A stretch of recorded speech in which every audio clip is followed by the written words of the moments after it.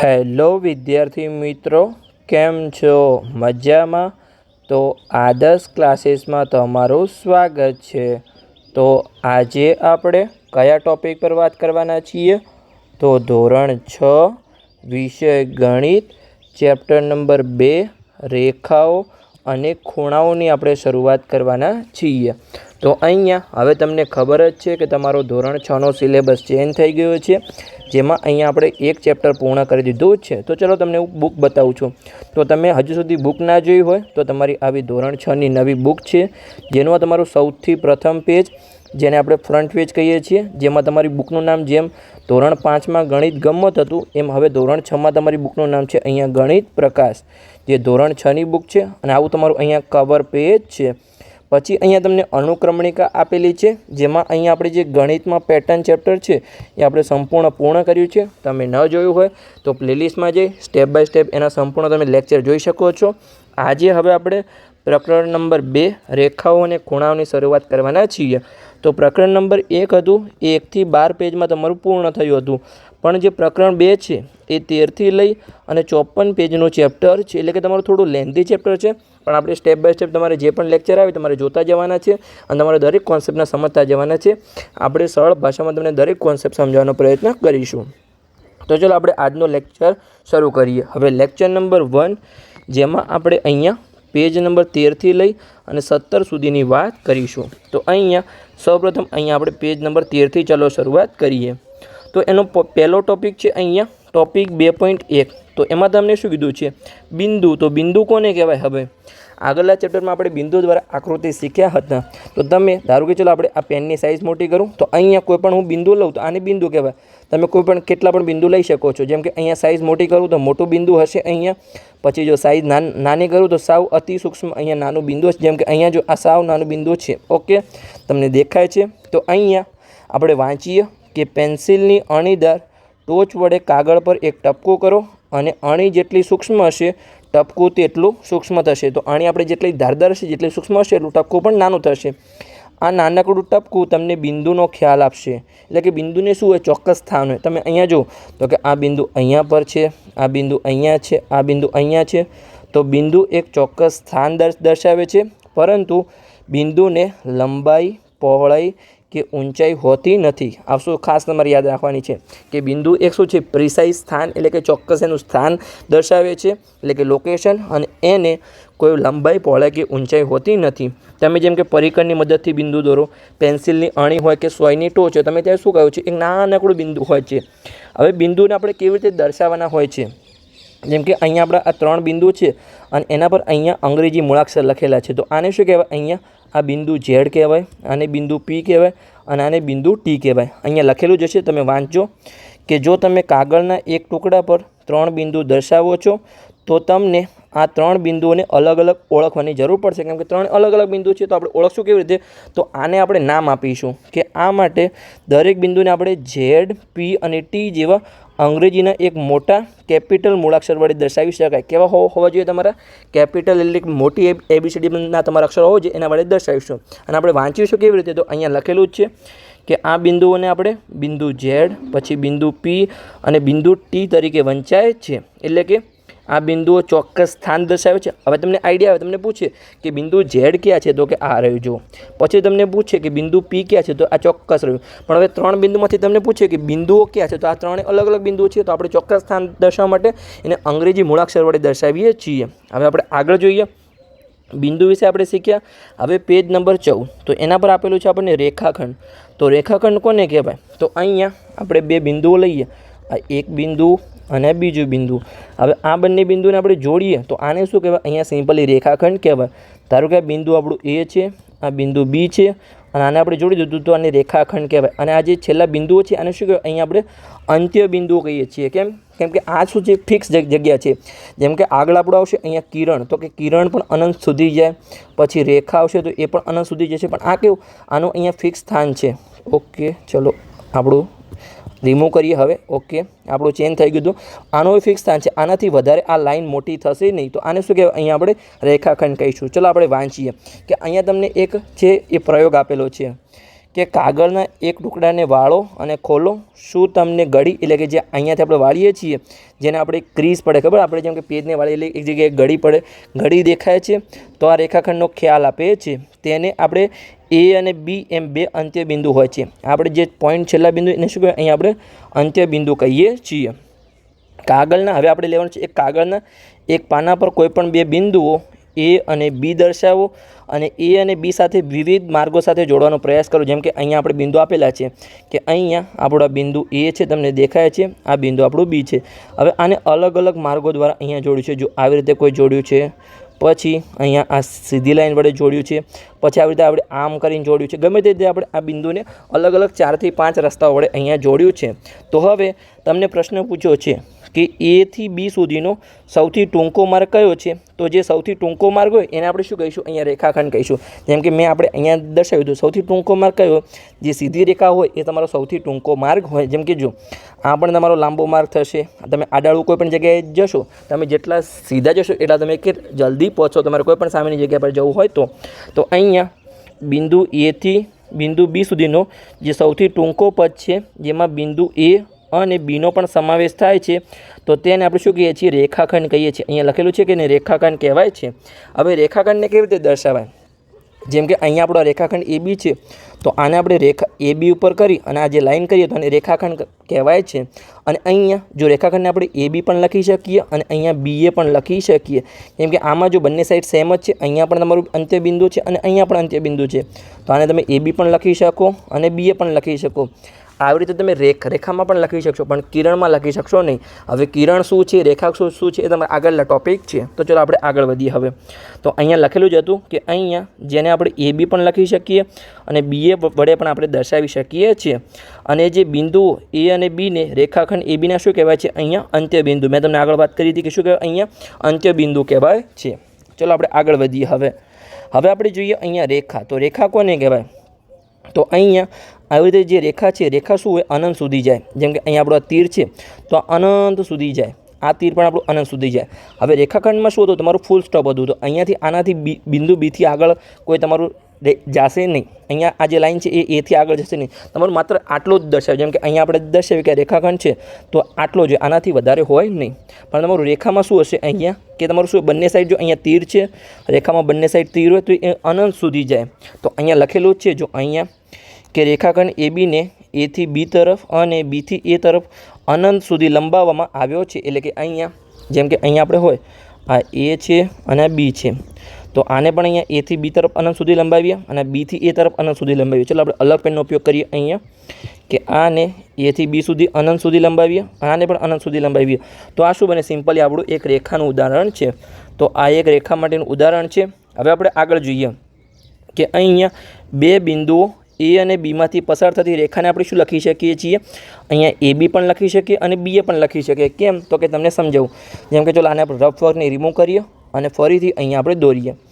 જેમ કે અહીંયા આપણે દર્શાવ્યું કે આ આપણી કોઈ રેખા છે, અહીંયા એ છે અને અહીંયા બી છે. ઓકે, તો આને જો બંને સાઈડ તમારું સેમ જ છે, અહીંયા બંને સાઈડ તીર છે તો આને આપણે આવી રીતે એ બી રેખા પણ દર્શાવી શકીએ. અહીંયા પણ તમારે ઉપર શું દોરવું પડશે? અહીંયા રેખા દોરવી પડશે. જેમ કે આપણે રેખાખંડમાં શું દોરતા હતા?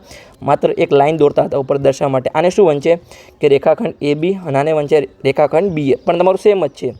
હવે અહીંયા જો તમે એ બી પણ લખી શકો અને બી એ પણ અહીંયા રેખા લખી શકો. હવે તમારું અલગ ક્યાં આવશે? કિરણમાં આવશે. તો આગળ આપણે કિરણનો ટોપિક શીખવાના છીએ.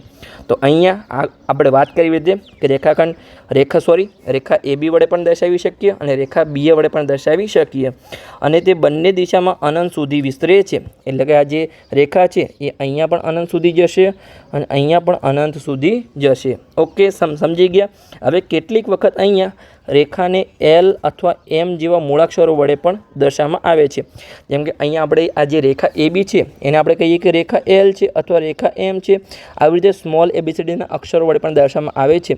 તમારે જો આખું ના વાંચવું કે રેખા એ બી તો એને આપણે સ્મોલ કહીએ કે રેખા એલ છે અથવા રેખા એમ છે. તમારે પ્રશ્નમાં પણ તમને આપેલું હશે.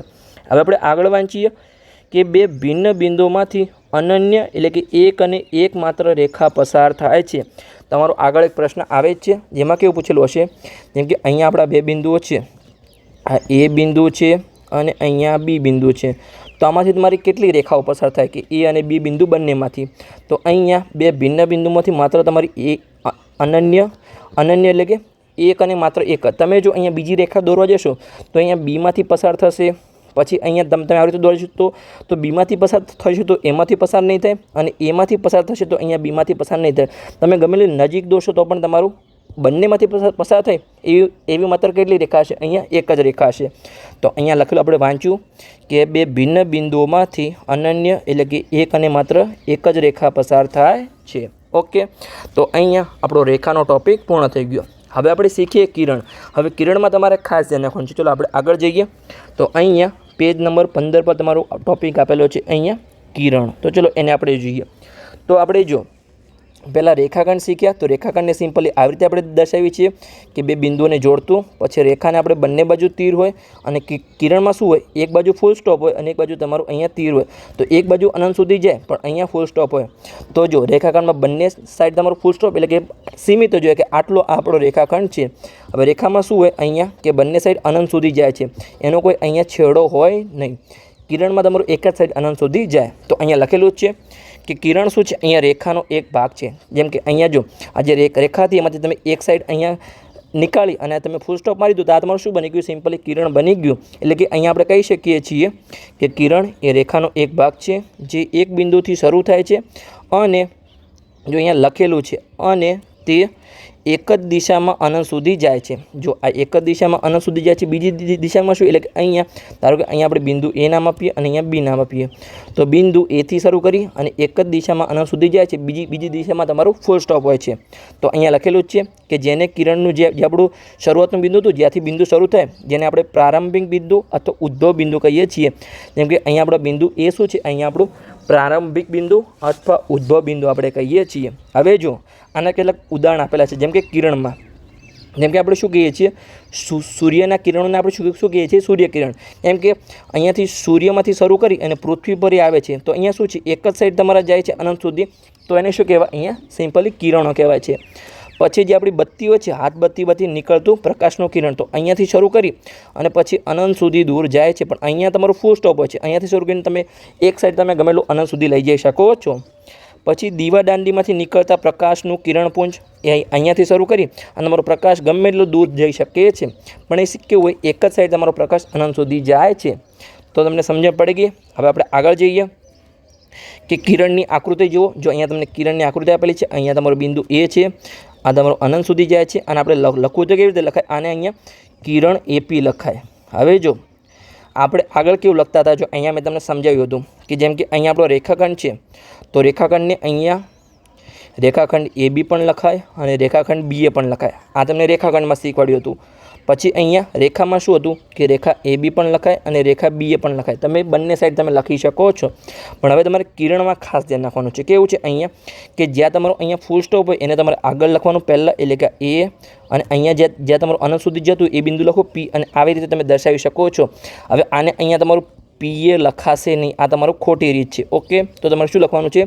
જ્યાં પણ તમારી બિંદુથી શરૂઆત થાય એને તમે પહેલાં લખો અહીંયા, અને પછી જ્યાં અનંત સુધી જાય છે ત્યાંનું બિંદુ તમે લખો. તો આને સિમ્પલી આવી રીતે એપી દર્શાવી શકાય, પણ અહીંયા પીએ વડે દર્શાવી શકાય નહીં. જો અહીંયા લખેલું છે કે નોટ ઇક્વલ ટુ પી, આ તમારી ખોટી રીત છે. તો અહીંયા માત્ર એપી વડે દર્શાવી શકાય છે. તો તમારે કિરણમાં ખાસ યાદ રાખવાનું છે. તમારો આનો પ્રશ્ન પણ આગળ આવશે. તો ચાલો આપણે આગળ વધીએ. હવે અહીંયા તમારા પ્રશ્નો આપેલા છે. તો ચાલો આપણે પ્રશ્નોની રકમ વાંચીએ અને સિમ્પલી આપણે સોલ્વ કરવાનો પ્રયત્ન કરીએ. તો વિચારો અને શોધો. તો એમાં પહેલો પ્રશ્ન આપણને અહીંયા આપેલો છે કે રિહાને કાગળના એક ટુકડા પર એક બિંદુ દર્શાવ્યું અને આ બિંદુમાંથી પસાર થતી કેટલી રેખાઓ તે દોરી શકે છે. જેમ કે અહીંયા આપણે બિંદુ લઈએ. ચલો કે આ આપણું અહીંયા એક બિંદુ છે. હવે આ બિંદુમાંથી કેટલી રેખા પસાર થાય? તો અહીંયા આપણે આવી રીતે સિમ્પલી પહેલાં એક રેખા પસાર કરી. ઓકે, તો આ એક રેખા પસાર થઈ. આવી રીતે તમે પસાર કરો આ બિંદુમાંથી, તો અહીંયા આપણી બીજી રેખા પસાર થઈ. પછી અહીંયા તમે આવી રીતે કરો તો અહીંયા આપણી ત્રીજી રેખા પસાર થઈ.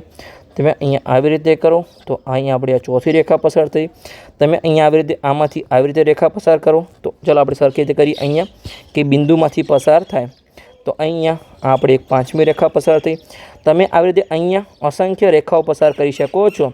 એટલે કે અહીંયા જો તમને એક બિંદુ આપેલું હોય તો એમાં તમે કેટલી રેખાઓ, ચાલો આપણે સરખી આવી નથી આકૃતિ, આ એક લાઈન આપણે બિંદુમાંથી પસાર કરવાનો પ્રયત્ન કરીએ. ચલો કે આ જે રેખા દોરી હાલ આપણે એ બિંદુમાંથી પસાર થવી જોઈએ. ઓકે, પછી તમે આવી રીતે પણ અહીંયા દોરી શકો છો કે આ પણ બિંદુમાંથી પસાર થાય. એટલે કે જો તમને અહીંયા એક જ બિંદુ આપેલું હોય તો અહીંયા શું લખેલું છે, એક જ બિંદુ, તો તમારી કેટલી એક બિંદુમાંથી કેટલી રેખાઓ પસાર થાય? અહીંયા તમારો જવાબ આવશે અહીંયા અસંખ્ય. કેટલા આવશે તમારું? અસંખ્ય, જેને ગણી શકાય નહીં. હવે પણ તમારે બાજુનો પ્રશ્ન ખાસ તમારો ઇમ્પોર્ટન્ટ છે. મેં તમને એ લાઈન પણ વાંચી હતી અને એના પર મેં ભાર પણ આપ્યો હતો. મેં 2 થી 3 વાર લાઈન વાંચી હતી કે અહીંયા શીતલે કાગળના એક ટુકડા પર 2 બિંદુઓ દર્શાવ્યા છે. હવે કેટલા બિંદુ આવ્યા તમારા? અહીંયા 2 બિંદુ. કે અહીંયા તમારું આ ધારો કે આ બિંદુ છે એ અને આ છે અહીંયા બિંદુ બી. તે આ બંને બિંદુમાંથી પસાર થતી કેટલી જુદી જુદી રેખા દોરી શકાય? તો અહીંયા જો હવે બંને બિંદુમાંથી પસાર થતી હોય એવી માત્ર કેટલી રેખા દોરી શકાય? અહીંયા એક જ રેખા દોરી શકાય. આ રેખા એક થઈ ગઈ.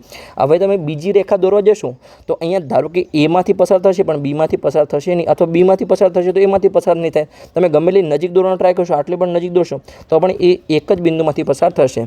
તો બંને બિંદુમાંથી પસાર થાય એવી કેટલી રેખા? અહીંયા માત્ર એક જ હોય.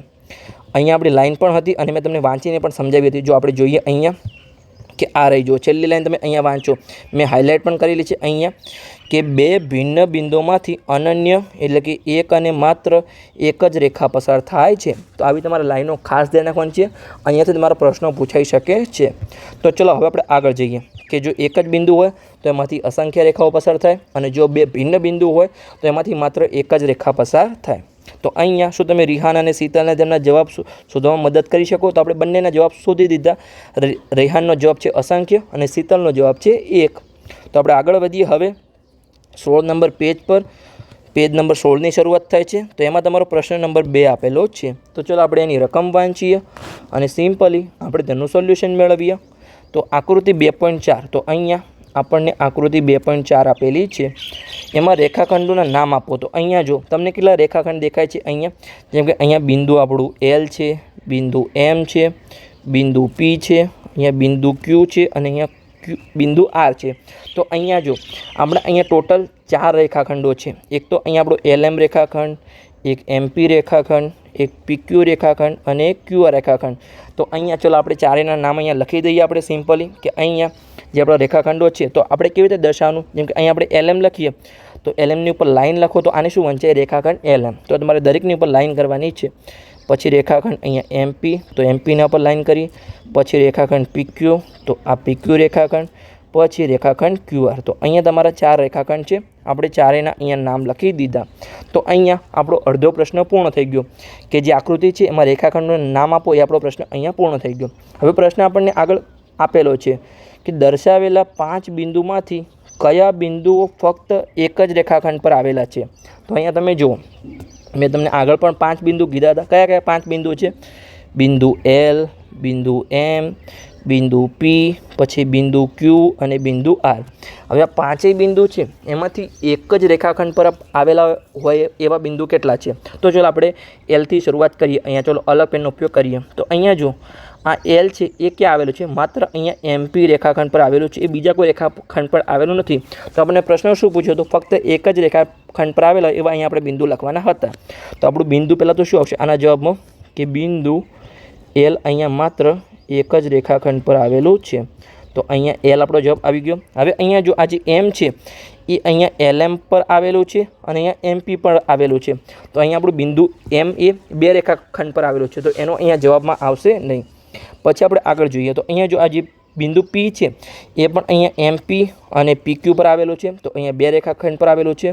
પછી અહીંયા Q બિંદુ છે એ પણ અહીંયા PQ અને QR પર આવેલું છે. એટલે કે એ પણ અહીંયા 2 રેખાખંડ પર આવેલું છે. અને જે અહીંયા બિંદુ R છે એ માત્ર અહીંયા QR પર આવેલું છે.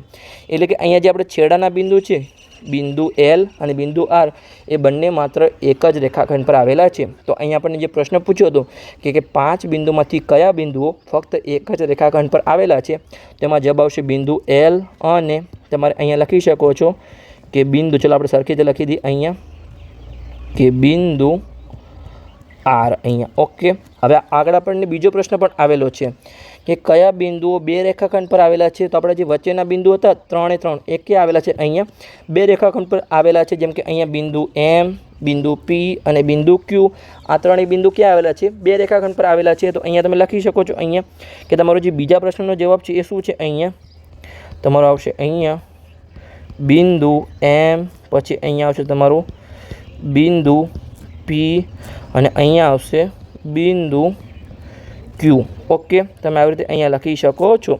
તો તમને જવાબ મળી ગયો આખા પ્રશ્નનો કે આપણે પહેલાં તો 4 રેખાખંડ લખ્યા, પછી એક જ રેખાખંડ પર આવેલા બિંદુ લખ્યા અને બે રેખાખંડ પર આવેલા બિંદુ લખ્યા. તો આપણો પ્રશ્ન નંબર 2 પૂર્ણ થઈ ગયો. આપણે આગળ વધીએ. હવે અહીંયા છે તમારો પ્રશ્ન નંબર 3. ચલો એની રકમ વાંચીએ અને સિમ્પલી આપણે તેનું સોલ્યુશન મેળવીએ. આકૃતિ 2.5માં દર્શાવેલા કિરણોનું નામ આપો અને શું ટી આ દરેક કિરણનું ઉદ્ભવ બિંદુ છે. તો અહીંયા જો આને તમે બે રીતે ગણી શકો છો. ચલો હું તમને સમજાવું. તમારા સર પણ કદાચ આમાં અલગ રીતે ગણાવી શકે છે. જેમ કે અહીંયા આપણો કોઈ પ્રશ્ન હોય કે અહીંયા 3 + 4 કેટલા થાય? તો આનો જવાબ પણ 7 આવે. કદાચ કોઈ તમારા સર એવી રીતે ગણાવે કે ના 4 + 3 અહીંયા 7 થાય. તો બંનેના જવાબ પણ સાચા છે, બંનેની રીત પણ સાચી છે, પણ અહીંયા તમને આગળ પાછળ ગણાવી શકે છે. તો આમાં તમારું એવું જ થશે. ચલો હું તમને સમજાવું કેવી રીતે. જો અહીંયા આપણે અહીંયા કેટલા કિરણ છે પહેલાં તો અહીંયા જો એક તો અહીંયા આપણો તમને કિરણ દેખાય છે આ ટી એ. ઓકે, તો અહીંયા આપણે પછી દેખાય છે અહીંયા ટી બી દેખાય છે અહીંયા તમને. જો આપણું ટી બિંદુ છે શિરોબિંદુ અને આપણું આ બી છે. એટલે કે અહીંયા આપણે જે બંને કિરણ હતા એ આપણે લખી દઈએ અહીંયા કે ટી એ કિરણ અને બીજું અહીંયા આપણું આ ટી બી કિરણ. હવે જો આ બંને કિરણ માત્ર દર્શાવેલા હોય અને તમને પૂછે કે શું ઉદ્ભવ બિંદુ આ બંનેનું ઉદ્ભવ બિંદુ ટી છે? તો કે હા. જો અહીંયા ટીમાંથી ઉત્પન્ન થયા અને અહીંયા એ સુધી ગયું, આ પણ અહીંયા ટીમાંથી ઉદ્ભવ થયું અને બી સુધી ગયું. તો આનો જવાબ તમારો આવશે હા. પણ અહીંયા જો તમને એક બીજું કિરણ પણ દેખાય છે, તમને દેખાય છે? મને બતાવો. તો કે હા દેખાય છે. અહીંયા તમે જોશો તો અહીંયા આ એન છે. ઓકે, આ એન બિંદુથી શરૂ કરી અને બી છે એ પણ તમારું એક કિરણ દેખાય છે તમને? હા દેખાય છે. તો અહીંયા આ કિરણ એન બી, આ કિરણ એન બીનું ઉદ્ભવ બિંદુ ટીમાંથી છે? તો કે ના, આનું ટીમાંથી નથી. હવે જો તમારા સર જો આ એન બીને એડ કરે તો તમારો જવાબ આવશે ના. પણ જો માત્ર અહીંયા ટી એ અને ટી બી લખે તો આનો જવાબ આવશે હા. તો તમારે જોઈ લેવાનું છે. તમારો સર જેવી રીતે કરે એવી રીતે તમારો જવાબ લખવાનો છે. પણ અહીંયા જો સાચી રીતે કહીએ તો અહીંયા તમારું ટી એ પણ કિરણ છે, ટી બી પણ કિરણ છે અને અહીંયા જે એનથી શરૂ કરી અને એન બી પણ અહીંયા તમારું કિરણ છે. એટલે કે ત્રણેય કિરણ છે. હવે તમને પૂછે કે શું આ દરેકનું ઉદ્ભવ બિંદુ ટી છે? તો કે ના, ખાલી ટી એ અને ટીબીનું ઉદ્ભવ બિંદુ ખાલી માત્ર ટી છે, એન બીનું ઉદ્ભવ બિંદુ એન છે, અહીંયાનું ટી નથી. ઓકે, તમને સિમ્પલી પ્રશ્નનો જવાબ મળી ગયો. તો આપણે આગળ જઈએ. હવે જોઈએ અહીંયા આપણે પ્રશ્ન નંબર 4 એની રકમ વાંચીએ અને સિમ્પલી આપણે તેનું સોલ્યુશન મેળવીએ. તો નીચેના દરેકને દર્શાવવા માટે એક કાચી આકૃતિ દોરો અને યોગ્ય નામાંકન કરો. જેમ કે અહીંયા આપણને પહેલો પ્રશ્ન આપેલો છે કે રેખા OP અને OQ બિંદુ ઓમાં છેદે છે. તો અહીંયા ચાલો આપણે દોરીએ કે અહીંયા પહેલો પ્રશ્ન લઈએ. અહીંયા આપણો એ છે, એમાં આપણને શું આપેલું છે કે OP અને OQ ઓમાં જ છેદે છે. આપણું જે રેખાના બે બિંદુઓ છે એમાં જ અહીંયા છેદે છે. તો અહીંયા આપણે બે રેખાઓ લઈએ. જેમ કે અહીંયા આપણે આ રેખા છે. ઓકે, પછી અહીંયા આપણે બીજી રેખા લઈએ. ચલો પરફેક્ટ. હવે આને આપણે નામ આપીએ. તો અહીંયા જ્યાં છેદે છે એનું પહેલાં નામ આપી દઈએ. અહીંયા આપણું O છે. પછી રેખાઓ કઈ છે? OP. તો આને આપણે આ જે રેખા છે આને આપણે P નામ આપી દઈએ. OP. એના સિમ્પલી થઈ ગયું OQ. તો આ જે રેખા છે એ OP છે, જે મેં હાલ લાઈન કરી એ, અને આ જે છે આપણી OQ. અને બંને ક્યાં છેદે છે? અહીંયા O બિંદુમાં છેદે છે. તો લખેલું જ છે O બિંદુ પર મળે છે અથવા છેદે છે. ઓકે, તો અહીંયા આપણી કાચી આકૃતિ પણ દોરાઈ ગઈ અને આપણે નામાંકન પણ કરી દીધું. હવે આપણને બીજો પ્રશ્ન પૂછ્યો છે B. તો એમાં કિરણ XY છે અને રેખા PQ. જો અહીંયા તમારે ખાસ ધ્યાન રાખવાનું છે, આ આપણું કિરણ છે XY અને PQ શું છે? અહીંયા તમારી રેખા છે, બિંદુ Mમાં છેદે છે. તો ચલો એની આપણે અહીંયા આકૃતિ દોરીએ. તો અહીંયા Bમાં તમારી આકૃતિ આવશે કે તમારું શું છે અહીંયા કિરણ XY. તો ચલો આપણે જે આ રફર છે ને આપણે રિમૂવ કરીએ, તમને સિમ્પલી અહીંયા દેખાય. તો અહીંયા આપણે લઈશું પહેલાં કિરણ XY. આપણે કિરણ લઈ એક સાઈડ તમારું અનંત સુધી જશે. અહીંયા આપણે નામ આપીશું X અને અહીંયા નામ આપીશું આપણે Y. ઓકે, હવે તમારે ખાસ ધ્યાન રાખવાનું છે કે કિરણને કેવી રીતે દર્શાવે, જેમ કે આવી રીતે દર્શાવ્યું કિરણ એક્સ વાય, તો તમારું જે એક્સ છે એ શું છે, તમારું સ્ટાર્ટિંગનું બિંદુ છે, અને વાય છે એ અનંત સુધી જતા છેડાનું બિંદુ છે. તો આવી રીતે તમારે ખાસ વસ્તુ ધ્યાન રાખવાની છે, મેં તમને શીખવાડ્યું હતું. હવે પછી આપણને આપેલું છે કે અહીંયા રેખા PQ, તો રેખા તો બંને સાઈડ અનંત સુધી જાય. તો અહીંયા ધારો કે આવી રીતે આપણને અહીંયા કીધું છે કે જો શું કીધું છે અહીંયા કે બિંદુ એમમાં જ છેદે છે, તો બંને XY અને PQ છેદે છે. તો અહીંયા આપણે આ રેખા લઈશું PQ, જે એકબીજાને છેદે છે. તો અહીંયા આપણે નામ આપી દઈએ, અહીંયા PQ આ સાઈડ, આપણે P અને આ સાઈડ Q, અને ક્યાં છેદે છે, એમમાં છેદે છે. તો જ્યાં પણ એકબીજાને છેદે ત્યાં આપણે સિમ્પલી એમ નામ આપી દઈએ.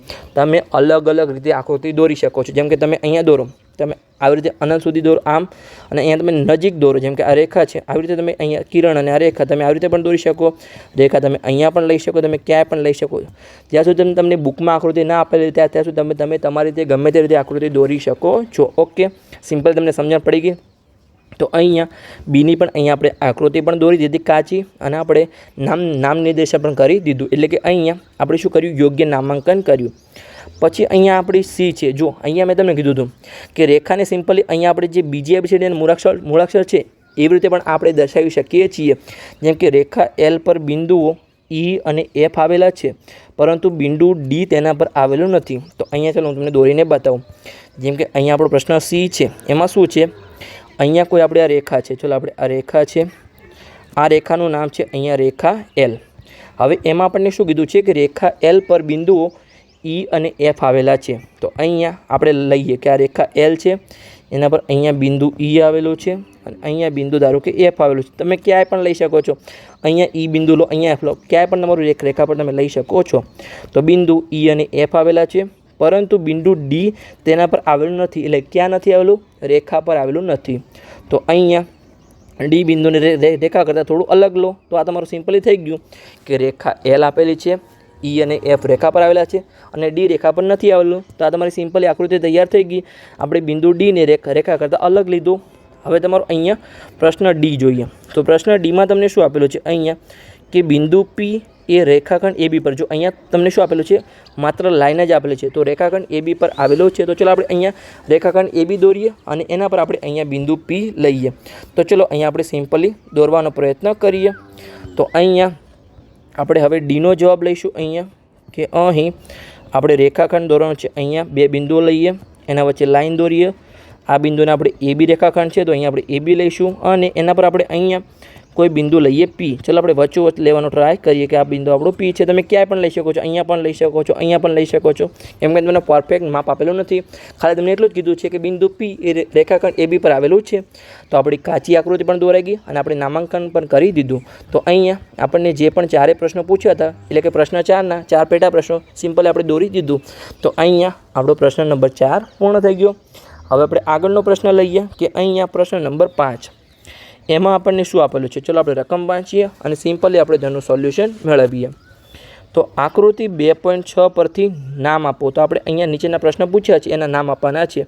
તો પહેલો પ્રશ્ન છે કે અહીંયા 5 બિંદુઓના નામ આપો. જે આકૃતિ 2.6 છે એમાંથી આપણે 5 બિંદુઓના નામ આપવાના છે. તો અહીંયા જો તમને અલગ અલગ બિંદુ દેખાય છે, તમે અહીંયા જોઈ શકો છો. જેમ કે અહીંયા જો આ પહેલાં બિંદુ D છે, પછી અહીંયા બિંદુ E છે, પછી બિંદુ O છે, પછી અહીંયા બિંદુ C છે, અને અહીંયા બિંદુ B છે. તો આ આપણા 5 બિંદુ છે. તમે અહીંયા પણ લખી શકો છો, અહીંયા કે બિંદુ B, પછી બિંદુ C, પછી અહીંયા બિંદુ D, પછી બિંદુ E, અને અહીંયા બિંદુ O. તો આ સિમ્પલ આપણો જવાબ થઈ ગયો. પછી અહીંયા આપણને બીજો પ્રશ્ન પૂછ્યો છે કે અહીંયા એક રેખાનું નામ આપો. તો રેખા કોને કહેવાય, ધારો કે તમે અહીંયા આ લાઈન દોરો, અને જે બંને સાઈડ તમારું તીર હોય તો એને શું કહેવાય, અહીંયા રેખા કહેવાય. તો આને તમે અહીંયા જે છે, જેમ કે આપણો DB છે, શું છે, અહીંયા આપણે રેખા છે. તો અહીંયા સિમ્પલી DB આપણે કરીશું. ચલો આપણે DB, અને એના પર આપણે રેખાનું નિશાન કરી દઈશું. તો આપણી આ એક રેખા થઈ ગઈ. પછી આપણને અહીંયા પ્રશ્ન પૂછ્યો છે, આગળ આપણે જોઈએ. ચલો રફરને રિમૂવ કરીએ. Cમાં પૂછ્યું છે અહીંયા આપણને 4 કિરણ. તો અહીંયા જે આપણી આકૃતિ 2.6 છે એમાં આપણે 4 કિરણના નામ લખવાના છે. તો કિરણમાં શું હોય, એક સાઈડ તમારું ફૂલ સ્ટોપ હોય, અને એક સાઈડ તમારું તીર હોય, એટલે કે અનંત સુધી જતું હોય. તો આવું તમને ક્યાં દેખાય છે, તો અહીંયા જો Oથી લઈ અને B છે, એક તમારું કિરણ છે. પછી Oથી લઈ અને અહીંયા C છે, તો એ પણ તમારું કિરણ છે. પછી ઓથી લઈ અને અહીંયા ડી છે તો એ પણ તમારું કિરણ છે. પછી અહીંયા જો તમે આજે ઈથી શરૂઆત કરો અને અહીંયા ડી છે તો એ પણ તમારું કિરણ છે. તો સિમ્પલ તમારા 4 કિરણ મળી ગયા. તો ચલો અહીંયા આપણે લખી દઈએ.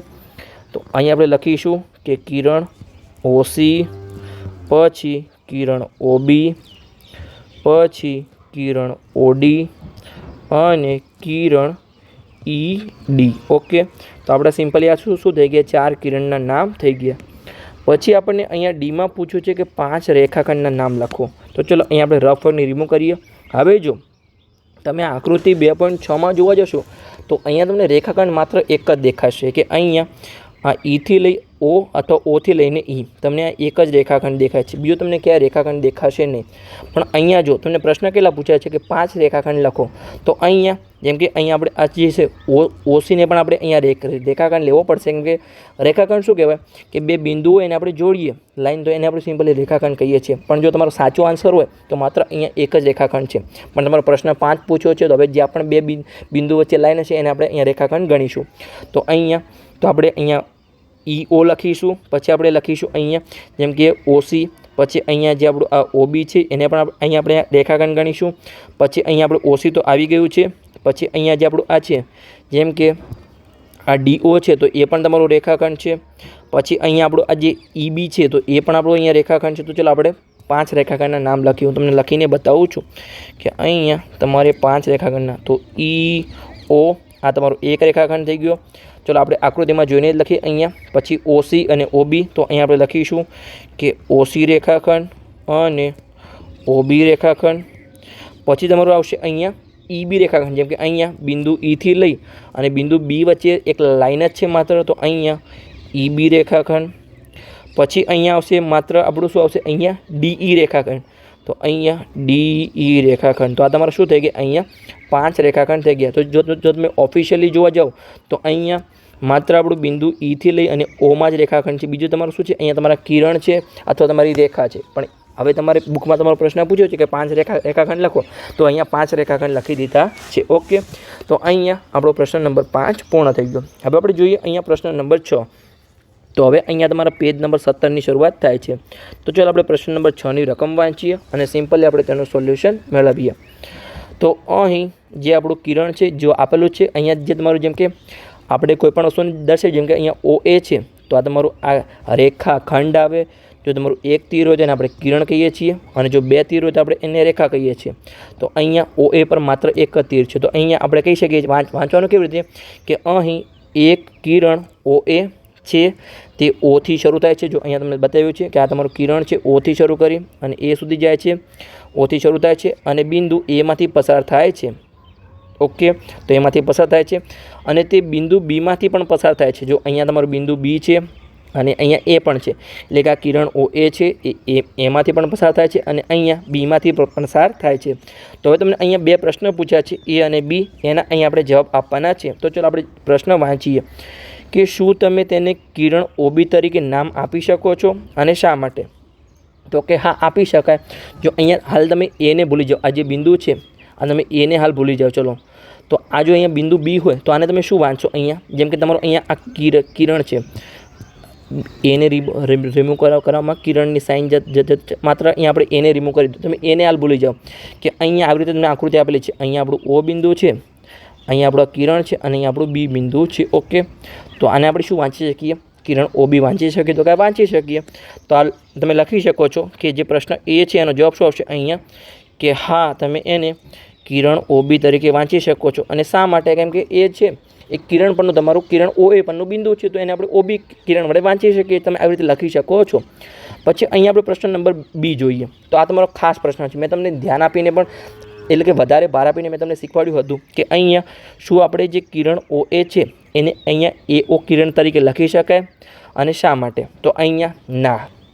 જેમ કે તમારે આપેલું અહીંયા આ ઓ બિંદુ છે અને આ સાઈડ અહીંયા તમારું આ કિરણનું તીર જાય છે અને અહીંયા આપણું એ બિંદુ છે. તો આને આપણે કેવી રીતે લખી શકીએ? માત્ર અહીંયા ઓ એ લખી શકીએ, કિરણ ઓ એ. કેમ?